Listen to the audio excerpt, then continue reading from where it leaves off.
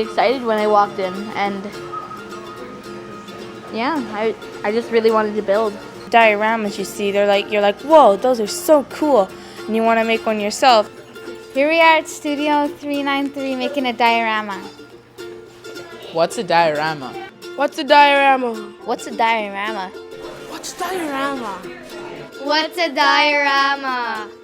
I don't know what a diorama is, but I think it's a helpful way to picture how things are going to be. A diorama is basically a big fancy word for a model representing something in a form where you can touch it and move things. Today we're working with Art City, doing a project with kids from the Youth Agencies Alliance, and we're making dioramas and maquettes for a miniature version of a new map of Winnipeg created by the kids that would be a map that represents if they could create a new city, what would they populate it with? What kind of buildings, what kind of centers, what kind of services would they have if they were the city planners and they were the ones creating the new Winnipeg? We are working on a better future for Winnipeg and what it would look like. We're working on 2 floors. We're gonna have a dance studio and a library. We're making like a tower of bling. With laser tagging and bouncy rooms. Like there's a maze with jewels on it, and then there's a tiara on it. We have arcade games, a vendor machine, and a ticket exchange. We worked on making a building, try and make it fancy, professional, and try and make it cool, awesome. When we first meet, we brainstorm, and it's like if you've ever been to like a community consultation in a community, everybody has an idea. Even the people who don't say anything have ideas, and then we kind of whittle it down to just a few choices and it comes down to like, has somebody else already built it? So does it already exist in Winnipeg? And can they build it? What I liked was listening to everybody's idea, all their ideas, trying to think of something that would make our building look really great. We're giving the children a platform on which to present their ideas of what they want in their communities. So that means by looking through this, you're going to see a lot of whimsical, fun, playful ideas that come from their minds and their imaginations. They've all agreed and collaborated on what's going to go up in their communities. So if they get the idea that these ideas are important and people are willing to pay attention to them and look at them and discuss them, then that's something that it's a good thing for them to learn early on, and then that means they'll have already experienced that, and they will go forward and maybe become more invested in their communities, knowing that they actually do have a say, or their ideas can be heard and viewed.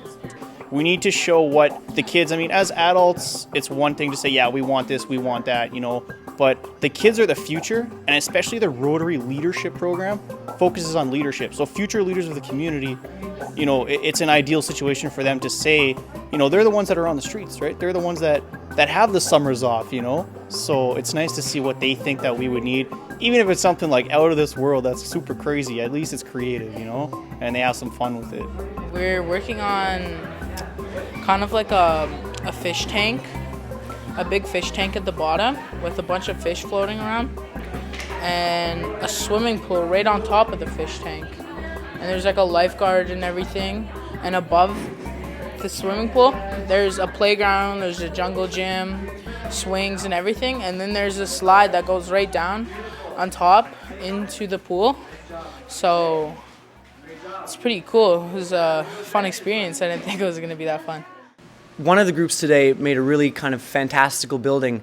It's a tower that has flying cars rotating all around it, and along the sides, which is something that I haven't seen in Winnipeg, let alone any city around the world, are guarded. So all 4 sides of the building are covered in greenery, trees, flowers, plants, bushes. It's really something special. Instead of cars, I'd have elephants for transportation. My favorite part was working with my friends making new friends, and having fun. I think it's important, especially during the summertime, to have a lot of activities for the youth to do because they will just hang around their neighborhood, and then when they're bored, that's when some less positive behaviors or activities can happen. So giving them a real variety of activities and giving them expectations of showing up on time each day is really positive for their self-esteem because they know that they can do that, and also they have chances to experience things that they wouldn't have the opportunity to experience otherwise. So I think that's pretty cool. I think it means a whole lot. It's a chance for them to, well, not only to feel like their opinion is, you know, valid and means something because they're planning their own city, and so far today I haven't heard the word no, that's not a good idea once. No matter what they came up with, everyone here is really great in kind of guiding them and making whatever they want kind of come to life, so to speak. So I think it really means a lot for them that way, especially to hear yes and that's a good idea and let's build it. We're making a restaurant in a hill, but I'm not doing the hill. I'm pretty much doing the restaurant. I did the people and the chairs and the tables. I think this place is pretty cool. I hope that this program continues with the partnership with Rotary and the YAA, because it's a great opportunity for these kids, and we have an awesome time coming here to do it. So thanks everybody, thanks for inviting us, and keep it coming because it's awesome. The kids love it, we love it. So all the people that are going to see it are going to be very proud of us.